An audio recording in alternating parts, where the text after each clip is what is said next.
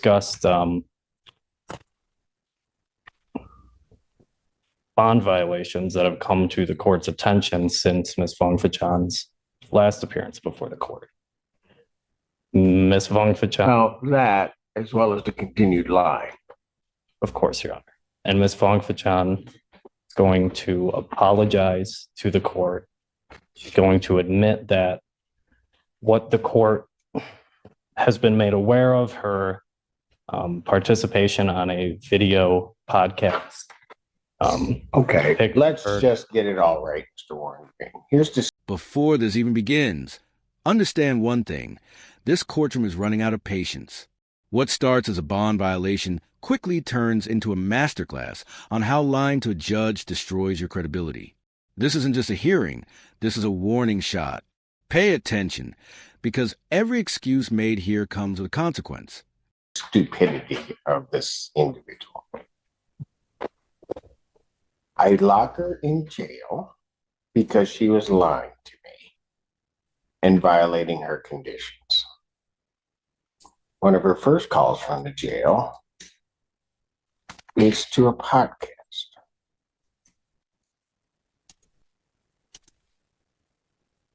Am I right? That's correct, Your Honor.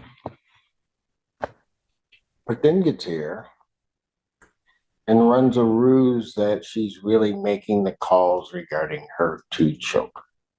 Then, so not only does that then go on social media, there's then another one on social media shortly after when she was arraigned, where she was violating her bond condition at that time.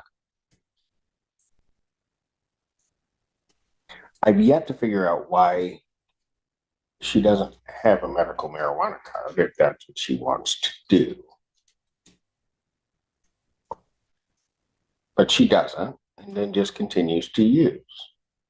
Lied to community corrections, then lied to me.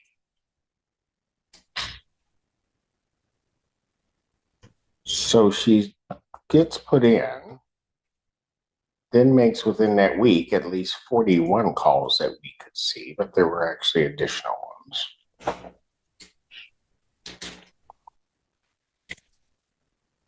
Then can't wait a day after being released. And violates my order again. And Your Honor, that is my understanding of where we are today in its entirety. And Ms. Vongphachan admits to all of those things. She did go into custody. She placed upwards of 120 to 130 phone calls, one of which was to a podcast. And I think that demonstrates to the court that her statements that she learned her lesson in custody, it may hinder that because Ms. Vongphachan was laughing, joking on a podcast. Oh, yeah, she was. She thought it was all a game. Of course. And guess what? You can think it's a game. It's a game with me that you will never win. Understand. Ever. No, I don't think you do. Can't speak. No. Your Honor, that was the first week she was in custody. The following week, she lost phone privileges. She was released from custody, at which point she came before the court, apologized for what happened leading up to that. Lied to Mr. Feaster, so Mr. Feaster would lie to the court.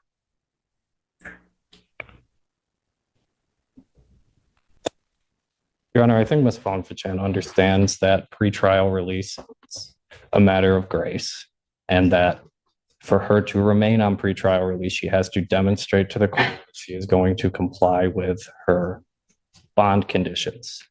She has had a turbulent journey on her bond so far. She's had several violations. There are renewed violations.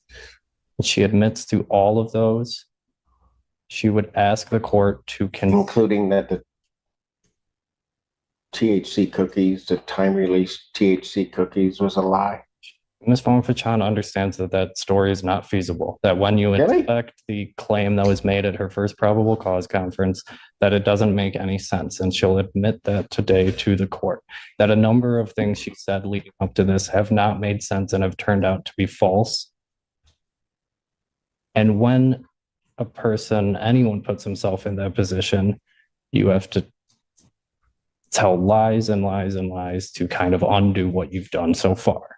I think Ms. Fong-Fachan wants to ask the court for a clean start, to come clean as to. I thought we did that the last time. This is almost the same spiel I was getting last time, right before she got out and on film dragged. Right. God only knows why you'd be mixing anything with Red Bull, but what the heck? Understood, Your Honor. And she did drink. There's a video of her doing it. She doesn't Oh, yeah, deny it. there is. And what she's going to ask the court to consider is continuing her bond, upwards modification, that she be placed on a other to monitor alcohol use, that she submit to ETG testing to monitor her alcohol use, and that she cease using social media while this case is pending. Ms. Fong-Fachan is serious about resolving this matter. She's serious about taking care of her two children. Her daughters, Maddie and Ayana, have upcoming birthdays on the 28th of March and on the 2nd of April. I know So it'd she be wants to be there horrible for them. if she's in jail on their birthday. It would, Your Honor. But it doesn't seem to me that she was really caring about them all this time anyway. Your Honor. No, Because she would have never put herself in the jeopardy that she's in right now. Of course, Your Honor. I know her children are her primary concern more than anything else, that she's asking the court in a final act of grace to permit her to remain out of custody, continue her bond with those modifications, to comply. And Ms. Fong-Fachan can address the court and come clean about any violations of bond leading up to today.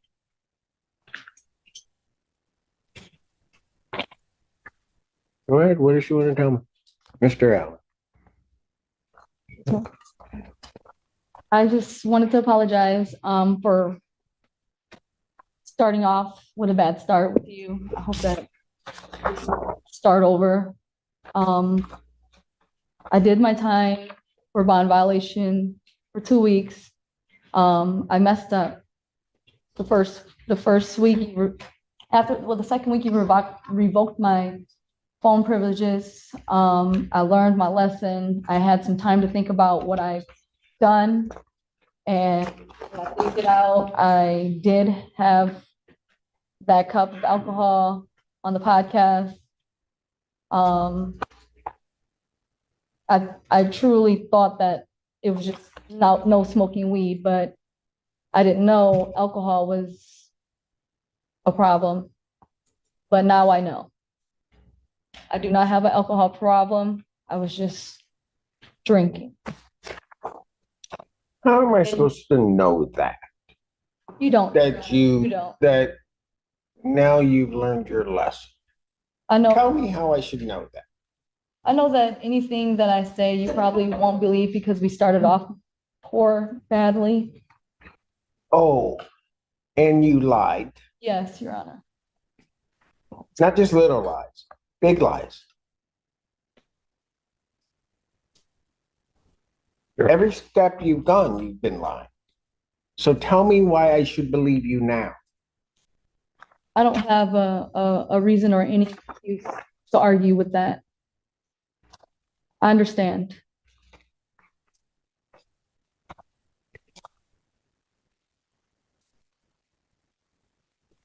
Your Honor, I think Ms. Fong-Fachan knows it's not about what she says, it's about what she does. And what she's done leading up to this has not instilled confidence in the court that she's going to comply.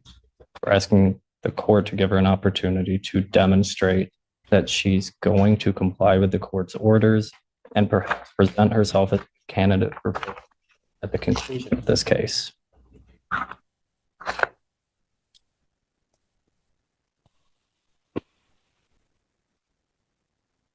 know you're upset at me. Oh, I'm not upset because I definitely get to go home today. So I'm not really upset. Go ahead. What did you want to say? You just think this is all a game. That's what your problem is.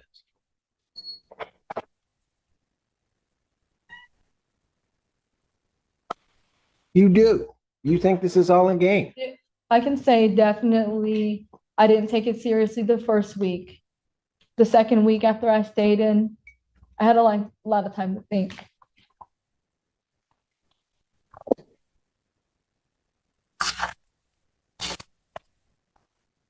About what? About, my actions before, during, and now, after the fact, even having a drink. And I guess if you want to put me back in jail, I deserve it. Yeah, you do.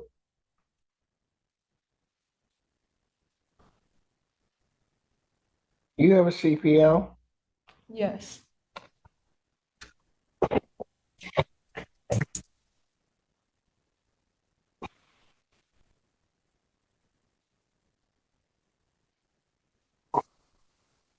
Lost it. You know why? Because you Not can't really. be smoking and have a CPL. That's probably another form you lied on.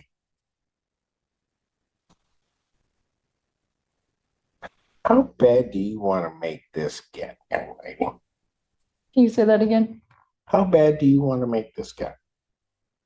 Because if you want to take this thing and make it the worst experience you ever had in your life, I'll be more than happy to indulge you. I don't.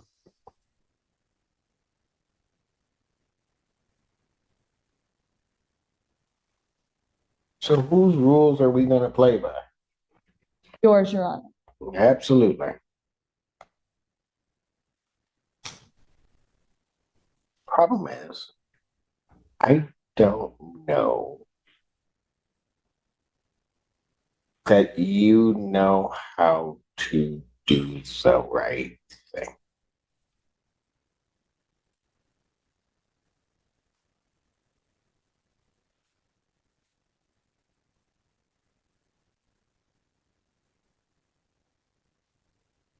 I think somebody that lies as much as you do about everything, it seems, and just kind of does what you want to do.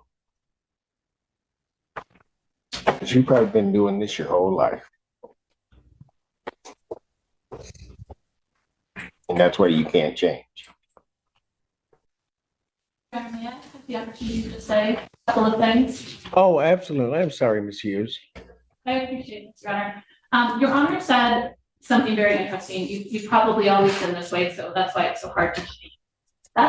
This behavior is exactly what this case is about.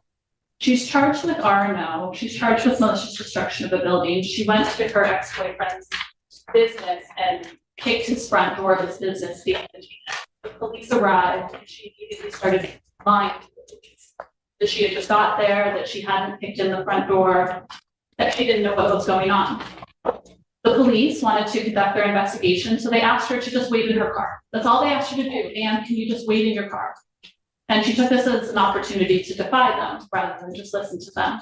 She told them, I'm not doing nothing. I don't need to go to my car. They asked her again, please go to your car. She decided to cut off Officer Cunningham, not allowing him to speak. He said, well, you can either wait in your car or you can wait in my car. She said, take me to jail, fuck it. Yes, go ahead, take me to jail. So I instructed her to put her hands behind her back, is what Officer Cunningham's report says. She then began to verbally and physically defy Officer Cunningham to the point that Officer Baldwin, another Ann Arbor officer, had to get involved. When Officer Baldwin approached, the defendant turned to Officer Baldwin and pulled her left hand away and said, don't make me swing on you, to a police officer. So yes, this is what she does. She lies and she wants to play by her own rules. So by continuously violating Your Honor's orders, this is just a game at this point. Your Honor, I'm asking that you remand her. I'm asking that her bond be revoked and that no bond be set at this time. Mr. Warren Green. Thank you, Your Honor. Ms. Fong Fachan, as the court knows, is a mother. She was previously employed at the University of Michigan, stocking shelves. She lost that job when she was remanded to custody, and I know that she is seeking reemployment. Ms. Fong Fachan fully understands that the consequences of her actions. Does she though? Does she? I mean, I don't know anything about what was necessarily alleged in the case other than the charges, right? And then to hear that recitation of what this case is about and then look at this defendant's behavior,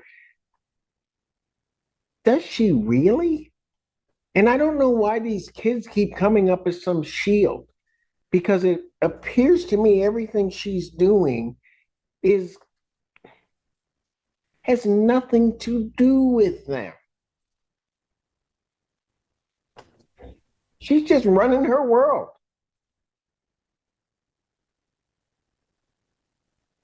Go ahead. I'm sorry I interrupted you.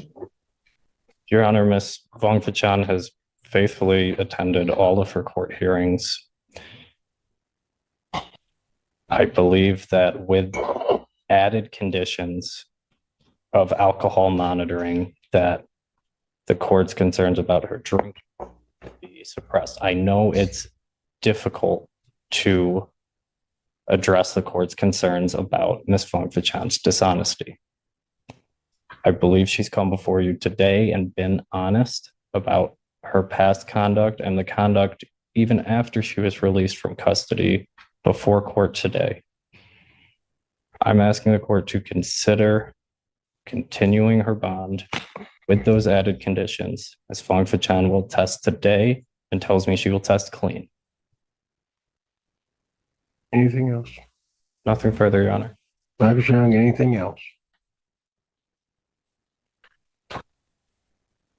Well, I can speak. I just wanted to say sorry. I've made some mistakes that day when that happened.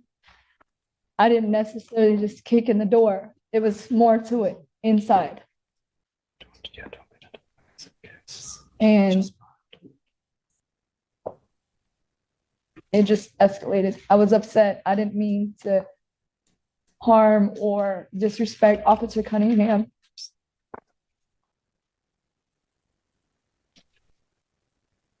I didn't mean it for it to escalate that way. And I hope that I can apologize and make it right. I'm trying to. Since this has happened, my life is in shambles. I'm trying to figure it out. Being in jail I get to sit and think about my actions and, actually learn from them.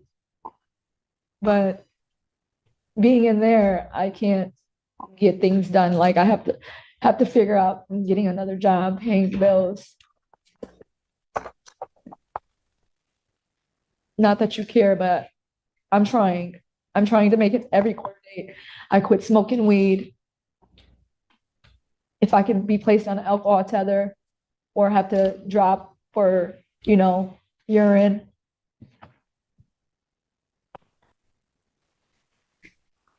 I asked, can you still give me another chance?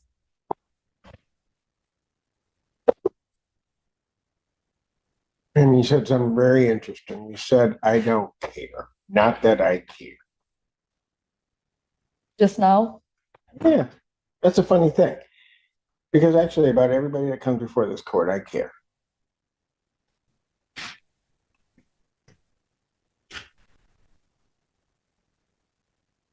I do. Maybe sometimes to my detriment. I do care. I don't understand your stupidity. I just don't get it. And you're asking me to give you another chance.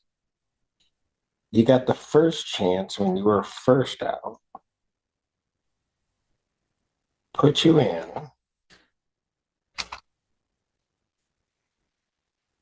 I bring you back.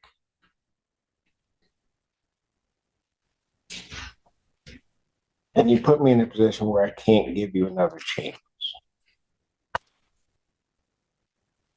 So then you're in there another week.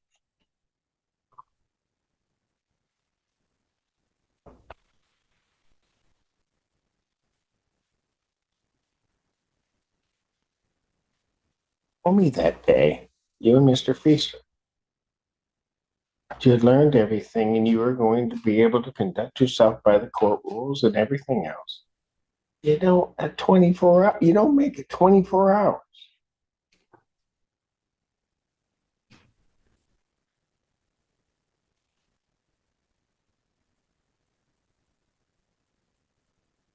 And you all think you just think that all of this is a joke.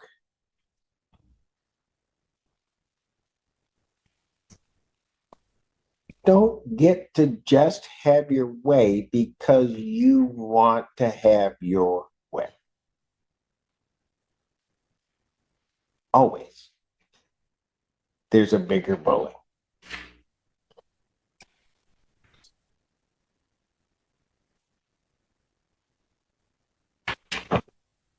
But if you think I am going to tolerate this, wrong judge. I know. I do not like sending people to jail, but I'm going to do my job. And if you can't cooperate, if you can't just do the simple things that are asked, none of this stuff is hard. None of it. But if you've got to pretend to all these folks that this doesn't bother you and you're just too cool for any of this, and you're just going to make it, well, okay, so be it. You can sit up there and be everybody's hero.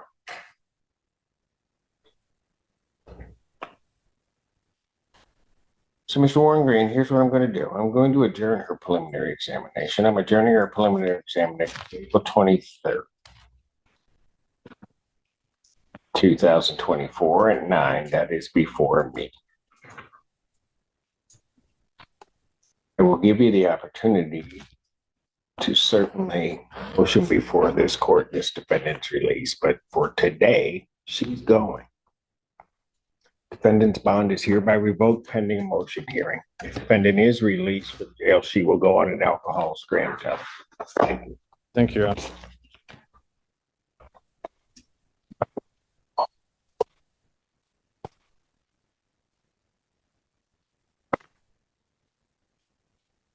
They just took somebody back, so I can't bring that one out. Mr. Warren Green, if you have that, you can set that on a Wednesday for any type of motion hearing on a Wednesday. I will file it. You do that.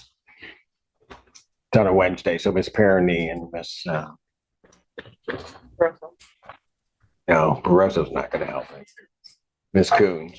And that's the moment reality finally hits. This case proves one brutal truth. Courts forgive mistakes, but they don't forgive patterns. Lie after lie, violation after violation, until the judge has no choice left. So here's the question for you.